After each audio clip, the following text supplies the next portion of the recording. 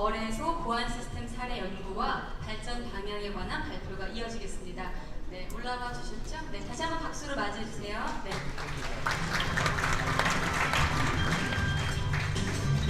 네, 안녕하십니까. 네, 안녕하십니까. 오늘 가상화폐 거래소 보안 시스템 현황의 발전 방향에 대해서 여러분들께 소개하게 된 이차은우라고 합니다. 다시 한번 인사드리겠습니다. 감사합니다.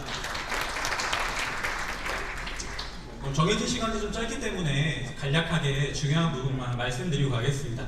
여기 계신 분들이 블록체인에 관련해서 또는 블록체인을 직접적으로 잘 알고 계시는 분들이라고 들었어요. 그렇기 때문에 여러분들이 블록체인에 대해서 알고 계시는 개념 말고 오늘 제가 말씀드리고 싶은 건 블록체인을 통한 암호화폐 지불결제 수단 비트코인이죠. 비트코인을 활용하는 거래소예요.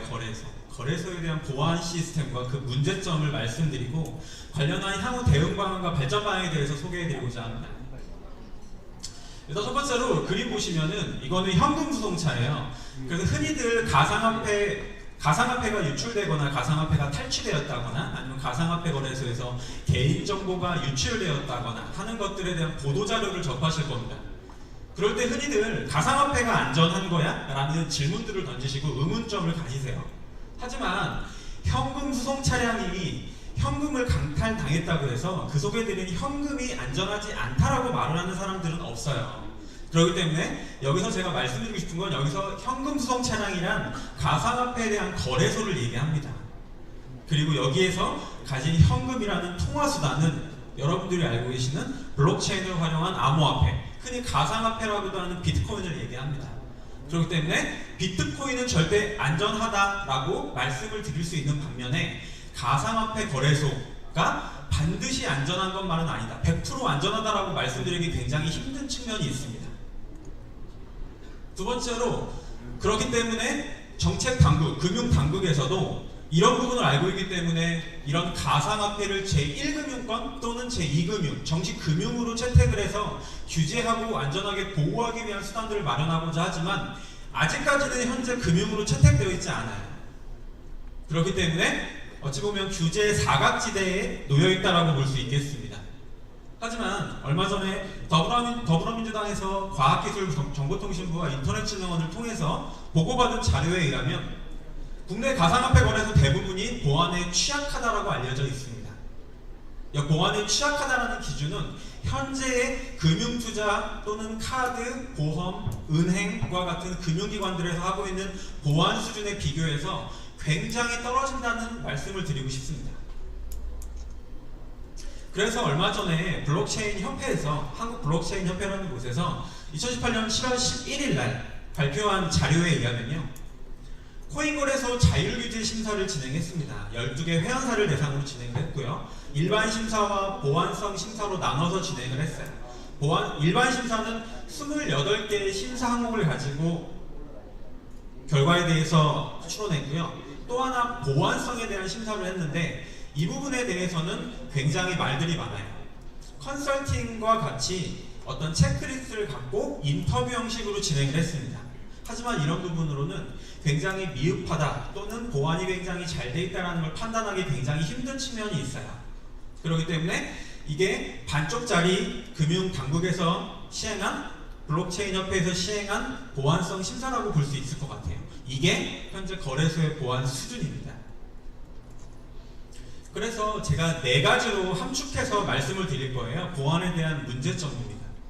현재 금융을 감독하고 있는 금융위원회나 금융감독원에서 가상화폐 거래소를 제대로 그리고 올바른 기준과 가상화폐 특수성을 반영한 체크리스트로 심사하거나 보안에 대한 점검을 하기가 매우 어렵다는 측면입니다.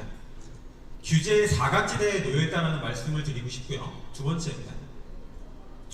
정보 보안에 대한 인식이 굉장히 미흡하다는 말씀을 드리고 싶어요. 가상화폐 거래소에 투자와 의사결정을 담당하는 곳에서 투자와 의사결정을 하는 C레벨의 CEO라든지 CFO라든지 CISO 분들이 이런 자산과 인력과 조직과 기술과 소비자 보호를 위한 다양한 정책에 대해서 고민하고 구현하고 운영해야 되는 책임과 의무가 있는 반면에 인식이 굉장히 부족한 거죠. 왜 해야만 하는지, 어떤 사업성이나 고객에 대한 공격적인 투자 유치를 신경 쓰는 반면에 이런 보안과 고객 대한 정보 유출 이런 부분을 보완하고자 하는 노력이 조금 미흡하다. 이게 현재의 수준이다라고 말씀을 드릴 수 있을 것 같아요. 세 번째입니다. 가상화폐 거래소를 이용하는 이용자들은 이게 IT이기 때문에 PC나 모바일을 통해서 접속하고 사용할 수밖에 없는 게 현재 환경이에요. 하지만 개인 PC나 개인 모바일을 가상화폐 거래소가 책임져 줄까요? 가상화폐 거래소가 개인의 정보가 유출된다거나 가상화폐 거래소에서 지급한 개인의 어떤 지갑 이런 것들이 안전하게 보호되도록 어떤 수단을 강구하고 제공해 줄까요? 아닙니다. 그렇기 때문에 접근 통제 미흡, 어떤 PC를 통해서 다양한 해킹에 노출되어 있습니다.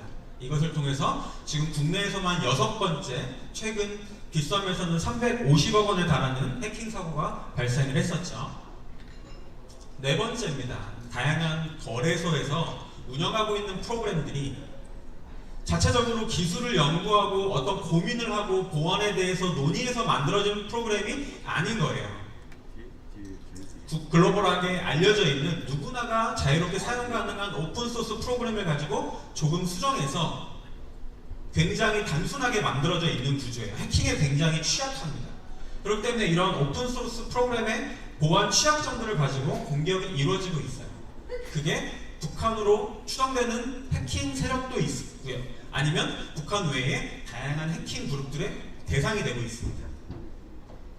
이런 네 가지 말씀드린 문제점을 대응할 수 있는 현명한 발전 방향에 대해서 5가지 정도로 제가 한번 요약해 봤어요. 일단 거래소에서 고객들의 정보, 그 중에서도 거래가 가능한 정보, 이런 개인의 지갑 같은 정보들을 가지고 있는 월렛이라는 개념이 있습니다. 이 월렛은 인터넷이 차단되어서 언제든지 고객이 자유롭게 입출금할 수 있는 예금 통장과 같은 핫 월렛이 있고요. 인터넷이 차단되어 있어서 저희 적금과 같아요. 저희가 찾기 위해서는 별도의 예금 통장으로 다시 환전을 해서 찾아야 되는 콜드 월렛이라는 개념이 있습니다. 거래소는 보안에 대해 안전하기 위해 인터넷이 절대로 차단된 이런 콜드 월렛을 도입해야 합니다. 두 번째입니다. 금융권 수준의 어떤 정보 보호를 하기 위한 체계를 마련을 해야 합니다. 하지만 여기서 말씀드리고 싶은 건 비트코인은 현재의 금융권 수준보다 좀 더 나은 수준이어야 합니다.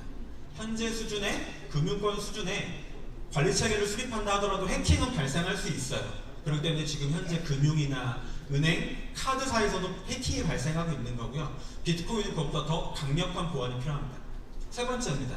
전자금융 사고를 예방하기 어렵기 때문에 이런 사이버 보험과 같은 것들이 마련이 되어 있어요. 이런 것들을 공동으로 가입하거나 단체 보험에 가입해서 이런 리스크가 발생했을 때 소비자에게는 소비자 구제책으로, 그리고 회사가 파산하지 않도록 하는 이런 제3의 이런 예방책이 마련이 되어 있어야 되고요. 이런 투자자, 고객, 이용자의 측면에서 2가지 정도로 마련해 볼 수 있을 것 같아요.